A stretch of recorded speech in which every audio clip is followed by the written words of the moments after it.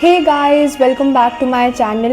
And जैसे कि मैंने अपने प्रीवियस वीडियोस में एक सीरीज़ शुरू की थी जिसमें मैंने आपको बताया था अगर आपके पास इकोनॉमिक्स ऐसा सब्जेक्ट हो या फिर हिस्ट्री हो तो उसमें आप कैसे 100 ऑन 100 फुल स्कोर कर सकते हैं अगर आपने ये टिप्स एंड ट्रिक्स फॉलो की आंसर राइटिंग प्रेजेंटेशन में।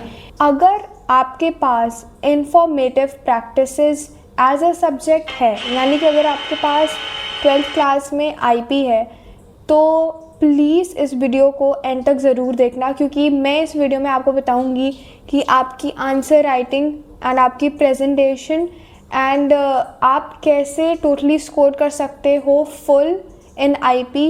आपको रिसोर्सेज बताऊंगी कि आपको कहाँ से क्या पढ़ना है, क्योंकि मोस्टली ये सारी चीज़ें कोई ज़्यादा बताता नहीं है, क्योंकि ज़्यादा लोगों के पास आईपी होता नहीं है। कॉमर्स के बच्चे और ह्यूमैनिटीज़ के बच्चे प्लस थोड़े से साइंस के बच्चे भी लेते हैं आईपी, बट ज़्यादातर मोस्टली लोग मैथ्स को ऑप्ट करते हैं। पहली बात तो आपके पास एक आईपैड या फिर कोई लैपटॉप या टैबलेट होना ही चाहिए। आई प्रेफर लैपटॉप, क्योंकि उसमें आप अपनी कोडिंग प्रैक्टिसेस कर सकते हो। एंड आईपी में कोडिंग्स आर वेरी इंपॉर्टेंट, क्योंकि आपको एग्जामिनेशंस में कोड को रीराइट करने के लिए आ सकता है, कोड को करेक्टली रीराइट करने के लिए आ सकता है, मिस्टेक्स ढूंढने के लिए आ सकते हैं।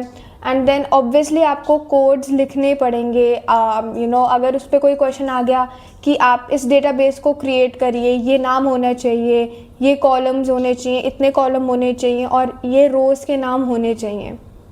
ऑब्वियसली अब आप स्कूल जाते हो तो जितना भी वहाँ पे जो टीचर्स हैं, जितना भी वो थोड़ा थोड़ा आपको जो भी समझा पा रहे हैं, आप समझ पा रहे हो, प्लीज़ उन सारी चीज़ों को अपने रजिस्टर में ज़रूर नोट करना।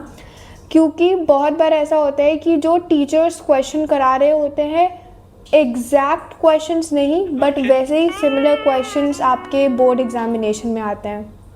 बहुत बार ऐसा भी होता है कि जो आपके टीचर्स हैं, जैसे मेरे स्कूल्स में, वो ऑनलाइन पीडीएफ्स प्रोवाइड करते हैं, स्लाइड शो शेयर करते हैं, तो आप इन सोर्सेज का भी बहुत ज़्यादा यूज़ करिएगा। क्योंकि मैंने लास्ट 1 महीने पहले बोर्ड से आईपी के बोर्ड से अपनी पढ़ाई शुरू की थी, एंड मतलब रियल वाली पढ़ाई, एंड मैंने सबसे ज़्यादा इन्हीं सोर्सेज का यूज़ करा था जो कि मेरे टीचर ने शेयर की थी अपने व्हाट्सएप ग्रुप में। ऐसा होता है जैसे आपको एक चैप्टर देखने को मिलेगा, मिड टर्म में आता है वो चैप्टर, मैटप्लॉटलिब करके, वो पाइथन का ही एक इंटरनल चैप्टर है। तो बहुत बारी ऐसा होता है, जो कि मैंने भी फेस किया था, कि वो आइडियली में कई बार वो जो चीज़ होती है वो डाउनलोड नहीं हो पाती है, ठीक है, तो आप उसको यूज़ नहीं कर पाते हो। तो आपको अगर मैटप्लॉटलिब को यूज़ करना है तो कोई बात नहीं, इतनी दिक्कत वाली बात नहीं होती है। आप गूगल पे जाना और वहाँ पे बहुत सारे फ्री मैटप्लॉटलिब के वेबसाइट्स हैं, ट्यूटर, ट्यूटोरियल्स, ऐसे सब करके, और वहाँ पे जाके आप अपने कोड को लिखो, वहाँ पे जाके आप अपने कोड को प्रैक्टिस करो। एंड वो एक्चुअली में आपको एरर्स भी बताएंगे। अगर आपका कोड सही नहीं होगा तो जो भी आपका पाई चार्ट है या फिर जो भी आप बना रहे हो वो सही से नहीं ड्रॉ होके आएगा, एंड उससे आपको पता चल जाएगा कि आपकी किस कोड में कहाँ गलती है।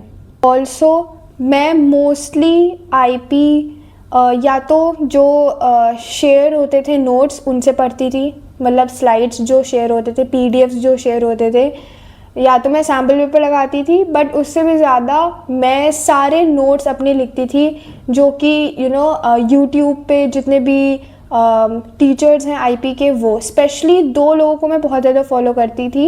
एक है टेक क्वीन, वो मैम शुरू से तुम्हें सारे चैप्टर्स बता देंगी और वो आपको ये भी बताएंगी कि आपको कौन सी चीज़ कैसे पढ़नी है, ठीक है। तो टेक क्वीन को मैं फॉलो करती थी।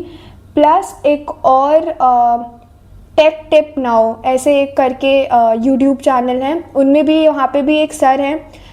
मोस्टली इस चैनल से मैंने सारे पीवाईक्यूज़ और एमसीक्यूज़ करे थे, जैसे जो यूनिट टेस्ट होते हैं आपके, और ये जो बीच में मिड टर्म्स वगैरह आते हैं, इसमें अगर आप 1 हफ्ते पहले से 2 हफ्ते पहले से भी आईपी पढ़ लोगे, क्योंकि आईपी में उतना ज़्यादा सिलेबस नहीं होता है और अगर आपके पास मान लो एक कोडिंग का चैप्टर आ गया, ठीक है, मान लो डेटाबेस या MySQL का एक चैप्टर आ गया, तो उसके साथ साथ कॉम्बिनेशन में आपको एक सब्जेक्टिव कोर टाइप चैप्टर भी दे देंगे, ठीक है।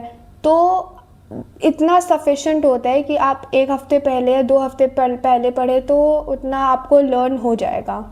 बोर्ड से पहले मैंने 1 महीने पहले एक्चुअल में पढ़ाई शुरू की थी आईपी की। मैं सैम्पल पेपर्स लगाती थी और मैंने जो यूट्यूब क्रिएटर्स की, जो टीचर्स की मैंने, और प्लस जो मैंने वेबसाइट्स बताएं, उसमें से जाके मैं ज़्यादा से ज़्यादा PYQs और MCQs को प्रैक्टिस करती थी। एक चीज़ जो कि बहुत ज़्यादा इम्पॉर्टेंट है आईपी में क्योंकि इसमें ज़्यादा चैप्टर सब्जेक्टिव नहीं है, इसमें कोडिंग ही आएगी। तो जब तक आप लैपटॉप में प्रैक्टिस नहीं करोगे, वेबसाइट्स पर जाके प्रैक्टिस नहीं करोगे, आप अपने कोड्स जितने भी हैं आप अगर उनको अपने जो भी आपने शीट ले रखी है प्रैक्टिस के लिए, उसमें अगर आप नहीं प्रैक्टिस करोगे लिख कर, तो मोस्टली चांसेस ये होंगे कि आपके 3 मार्क के क्वेश्चंस गलत हो जाएंगे। क्योंकि ज़्यादा जितने भी मैंने अपने बोर्ड एग्जामिनेशंस में क्वेश्चंस देखे थे वो यही थे कि आपको इसमें एरर देखना है कोड में, ठीक है, या तो आप कोड लिखो या आप कोड को रीराइट करो, ठीक है, या फिल इन द ब्लैंक्स में क्वेश्चन आते थे या MCQ में क्वेश्चंस आते थे। अब अगर हम बात करें कि जो सब्जेक्टिव चैप्टर्स हैं उनको कैसे कैटर डाउन करना है, तो उसके लिए आप समराइज़ या तो आप ChatGPT से उसकी समरी ले लो, या अगर किसी ने आपको PDF शेयर किया हुआ है, या फिर अगर आप 1 शॉट रिविजन देख सकते हो उस चैप्टर का तो वो देखो। क्योंकि अगर आप एक्चुअल में NCERT में पढ़ने बैठोगे तो वो आई गेस 20-25 पेजेस का चैप्टर होता है। तो और मोस्टली मेन जो समरी से मेन टॉपिक्स होते हैं उसी में से क्वेश्चंस आते हैं रिपीटेडली। तो सब्जेक्टिव में आपको प्लीज़ आप समरी देखना, और जो कीवर्ड्स हैं, की पॉइंट्स हैं और जो मेन टॉपिक्स हैं उन्हीं को आप पढ़ के जाना। क्योंकि कई बार 5 मार्कर्स में भी आपको डेफिनेशन पूछ लेंगे, जैसे explain what is a cookie, या फिर डिफरेंट टाइप्स ऑफ कुकी, या फिर आप कुकी को कैसे यूज़ कर सकते हो, वेबसाइट और वेब ब्राउज़र में क्या डिफरेंस है। डिफरेंस हमेशा टैबुलर फॉर्म में होना चाहिए। तो ये चीज़ों का बहुत ज़्यादा ध्यान रखना अगर आप सब्जेक्टिव चैप्टर्स को पढ़ना शुरू कर रहे हो 1 महीने पहले। आपको अपने मिड टर्म में और प्री बोर्ड जो एग्जामिनेशन होंगे उसमें आपको पता चल जाएगा कि और जो क्वेश्चंस होते हैं, और वाले क्वेश्चंस, वो आपको कैसे चूज़ करने हैं। क्योंकि अगर और में ऑप्शन आता है एक कोडिंग का और एक सब्जेक्टिव टाइप ऑफ क्वेश्चन का, तो मेरे हिसाब से मैं तो सब्जेक्टिव वाले में ही जाती थी, क्योंकि सब्जेक्टिव वाले में गलतियां होने के चांसेस बहुत कम होते हैं। बट अगर आपका कोड में आपने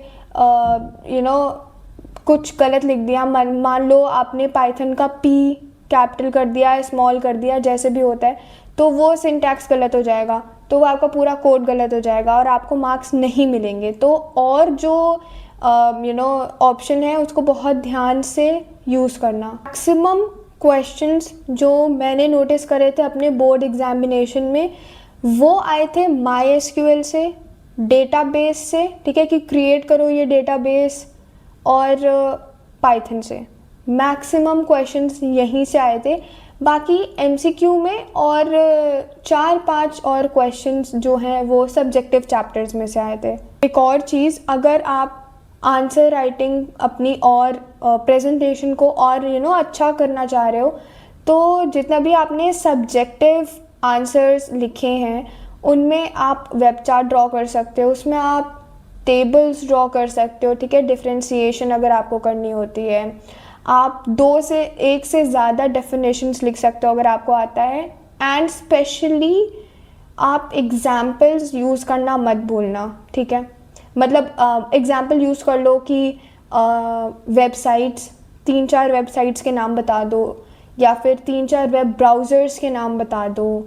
ऑल्सो जैसे मैंने पहले भी बहुत सारी वीडियोस में बोला था, दिसंबर से पहले आपका जो जितना भी सिलेबस है एक बार आप ज़रूर उस चीज़ को देख लेना। एंड दिसंबर के बाद आपने जितनी भी सैम्पल पेपर्स वगैरह लगाए हैं, आप या तो उसको किसी, अगर आप इंस्टीट्यूशन में जाते हो, अपने ट्यूशन टीचर से चेक कराओ, या फिर आप उसको खुद जाकर अपने स्कूल टीचर से रिक्वेस्ट करो कि सर या मैम यहाँ पे आप प्लीज़ मेरा ये आंसर चेक करो और प्लीज़ मुझे बताओ कि मेरे इस कोड में क्या गलती है, क्योंकि इससे आपको बहुत ज़्यादा बेनिफिट होगा। And that's it for today's video. मैंने मोस्टली मैक्सिमम जितने भी क्वेरी रिलेटेड टॉपिक्स हैं आईपी में, या फिर आईपी को कैसे कैटर डाउन करना है एज अ सब्जेक्ट अगर आपने चूज़ किया है क्लास 12th में, तो मैंने वो सारे टॉपिक्स को आई होप मैंने क्लियर कर दिया हो। And please like, share and subscribe to my channel. Thank you.